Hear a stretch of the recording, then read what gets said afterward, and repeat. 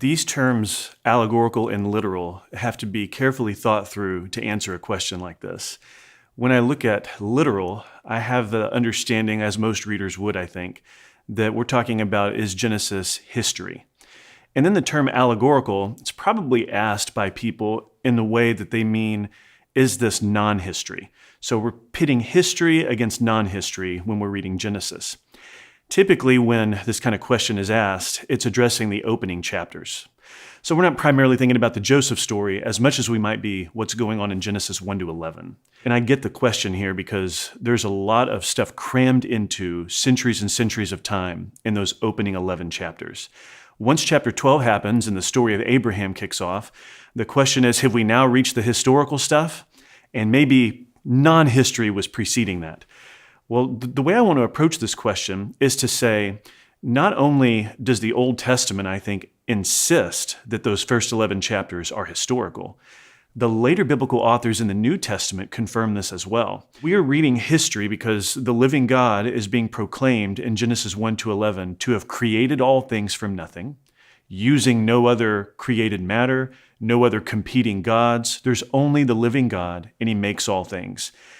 And among what he has created are image bearers. Now, he creates Adam in Genesis 2, and from Adam he makes Eve in Genesis 2 as well. And part of the discussion around these opening chapters are, well, is there a historical Adam? Was there a historical creation? When we look at genealogies in the Old Testament, this is an example of what I meant, that the Old Testament confirms the historicity. You have names. In Genesis 5, a series of names. You have names before you get to the end of Genesis, other genealogies along the way. The Jewish scriptures are trying to trace generations and descendants. Adam has Seth, and Seth has descendants that go all the way down to Noah. If we're willing to say that the opening chapters of Genesis are non-historical, I would simply want to ask somebody, well, when do the historical names actually begin? How many names down in the genealogy is there a genuine literal person we're actually dealing with? I think the genealogies in the Old Testament are an easy example to confirm that the later biblical authors are reading the opening chapters as God literally creating a man we know as Adam, the first image bearer, our first of the parents. Now, New Testament authors have the same kind of confirmation. In Romans chapter 5, Paul is giving an example, a contrast between Adam's disobedience and the Lord Jesus' righteousness and obedience. That kind of contrast works because the literal Jesus is an obedient last Adam, contrasting with the disobedient first Adam at the beginning of human history. Therefore, both the Old and the New Testaments are viewing that event, the creation of Adam, a historical figure, a true and real individual, as something real. And I think if we're going to grant credibility to the way the Old and New Testament authors read those early chapters of Genesis, we want to grant historicity as well. Now, there are complications in the opening chapters. No doubt, believers throughout the ages have disagreed in good fellowship with one another, sometimes not so good fellowship with one another, but not as a litmus test of salvation, about how to understand the act of creation, the days of creation. And I'm convinced that believers will continue to have discussions and hopefully good faith arguments on how to understand those issues. But the common denominator within those discussions is that there is a real creator who made a real place where a real image bearer was put named Adam.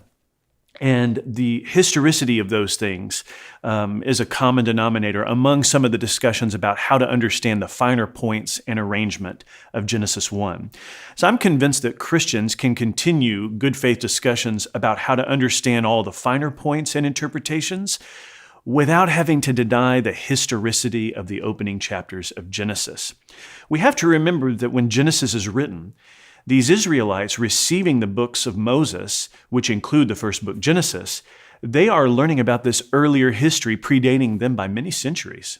And as the Israelites are receiving the books of Moses, they live themselves in a culture, a series of cultures, Egyptian and otherwise, as they travel to the land of Canaan, where many cultures are going to have their own competing worldviews and assumptions about where things came from, about why there's something rather than nothing.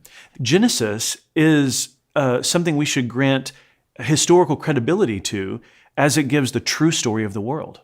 over against the myths of the ancient Near East, which postulated all kinds of polytheistic explorations of things and creations of things, gods warring with other gods, committing acts of immorality and violence, even creating mankind because the gods had needs that needed to be met, and so they created man to meet those needs. When you read the Genesis account and you read the creation myths of the ancient Near East, there are some stark differences in a way that writers like John Currid and others who study ancient Near Eastern documents and Old Testament archaeology, they use the language polemic.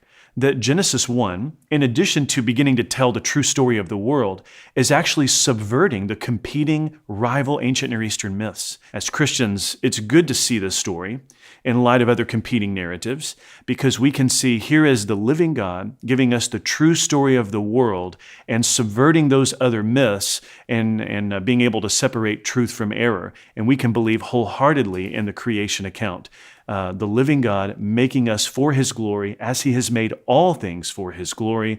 We have a historical and not allegorical description.